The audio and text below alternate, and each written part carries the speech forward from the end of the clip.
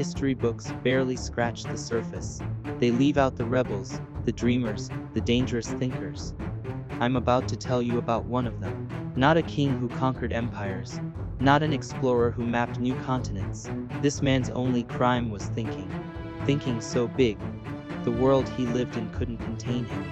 Today, we're diving into the life of one of the boldest, most defiant minds of the Renaissance. A man who took Copernicus's ideas, strapped a rocket to them, and launched them beyond the edge of the known universe. And he paid for it with his life. This isn't just a biography. This is the story of reason against dogma, freedom against fear, and how one life can become a torch that burns long after the body is gone. Strap in. We're traveling back to 16th century Italy, the beating heart of the Renaissance.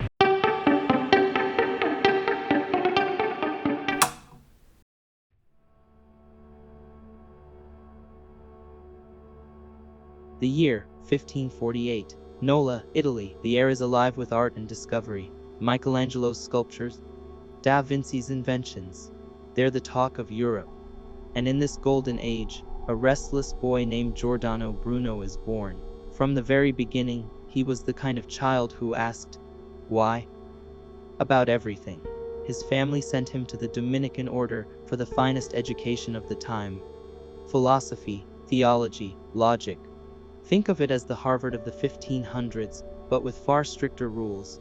Bruno excelled, but his mind refused to stay within the monastery's stone walls. The approved textbooks, rooted in Aristotle, weren't enough. And then, he stumbled on something explosive: Copernicus's theory.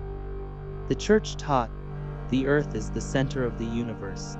Copernicus said, actually, the earth orbits the sun. That was just the spark Bruno needed. He went further. If the sun is just one of countless stars, then the universe has no center, no edge, and around those stars, there could be other worlds, maybe even other life. Even today, that's a mind-blowing thought. In the 16th century, it was heresy, an act of open rebellion against the church itself. And once Bruno stepped onto that path, there was no going back.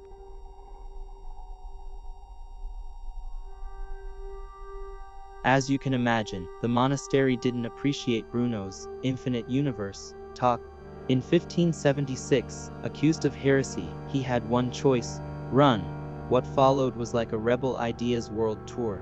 In Geneva, he clashed with Calvinists. In Paris, he lectured at the Sorbonne, winning admirers and enemies alike. In London, he debated in royal courts. Wherever there was an intellectual fire, Bruno was there to pour gasoline on it, and he wrote relentlessly.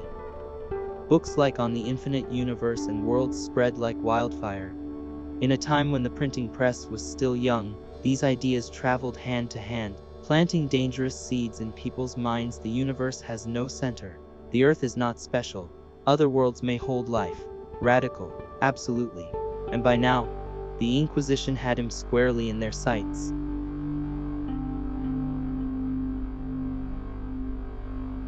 In 1592, Bruno received a letter from Venice. A nobleman named Giovanni Mocenigo invited him for private lessons. Maybe it was homesickness, maybe exhaustion from years on the run, but Bruno said yes. Big mistake. Mocenigo soon betrayed him, turning him over to the Inquisition. We don't know exactly why. Fear, disappointment, but the result was the same. The free prince of thought was now a prisoner. First in Venice, then Rome. Bruno spent 7 years in a cold, damp, lightless cell. The Inquisition's goal was simple: break him, force him to recant. All he had to say was, I was wrong. The universe isn't infinite. The church was right all along. But Bruno never bent. He would rather burn than betray the truth.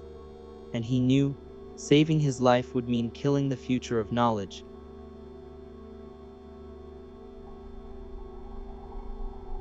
February 17, 1600. Campo de Fiori, Field of Flowers, Rome. Ironic name, isn't it? That day, they planted a man in flames. Giordano Bruno was burned alive for heresy. The Inquisition thought they'd erased him. But instead, they made him immortal. His death turned him into a martyr for free thought. inspiring Galileo, Kepler, and generations of scientists to push further. Today, if you stand in that square, you'll see his statue right where he died, not as a heretic, but as a hero who defied the darkness.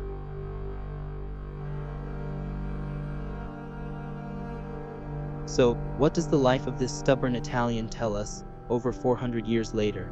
That truth is stronger than chains, stronger than fire. That asking questions, staying curious, and standing your ground matters, no matter the cost. Giordano Bruno expanded the universe, not just in astronomy, but in the human mind.